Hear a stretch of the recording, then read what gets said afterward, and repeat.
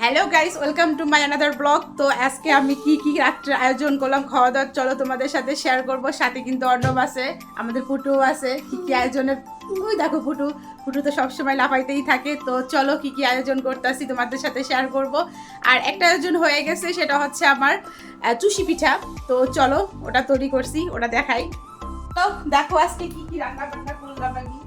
এই দেখো চুষি পিঠা, দেখো এটা জমে যাবে, আরো দুধটা জমে যাবে। আর এটা আমাদের নিচে থেকে দিছে পুরো, দেখো একটু খেয়েও ফেলছে।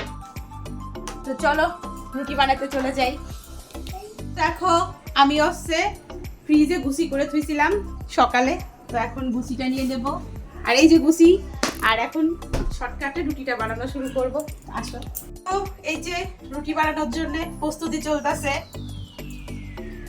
আর এখনই রুটি বানানো শুরু করব। রুটিটা বানানো শুরু হয়ে গেলেই খাওয়া দাওয়া শুরু করব। এই তো বেলা শুরু করে দিছি রুটি। আর ফুটু তো দেখো মাঝে মাঝে ওই দেখো কি মারে, ওই দেখো কি মারতেছে। ও দেখছো কত চিলাচিলি করে। এই তো রুটি ভাজা শুরু করে দিছি। তো দেখো এদিকে কিন্তু রুটি ভাজা চলতেছে। আমার রুটি ভাজা হয়ে গেছে, এখন এগুলো গুছাবো। আর খাওয়া কিন্তু চলতেছে দেখো। আর এই যে রুটি ভাজা হয়ে গেছে, খাওয়া দাওয়া কিন্তু শুরু হয়ে গেছে। আর এই যে আমি বাকি আছি, আর অর্ণব তো ক্যামেরা ধরে রাখছে, যার কারণে অর্ণব একটু পরে বসবে, আর আমি আর অর্ণব একসাথে বসবো। তো অর্ণব কিন্তু খুব ব্যস্ত, এখন ঘর দৌড় গুছাচ্ছে। আর এই যে দেখো পড়ালেখা করতে বসে ঘর দৌড়ে লন্ড বন্ড করে ফেলছে। আর এখন অর্ণব এগুলো গুছাবে, আর আমি রান্নাঘর পরিষ্কার করতে যাব। অর্ণব বাকি আছে কি বিছনা গুছানো? হ্যাঁ।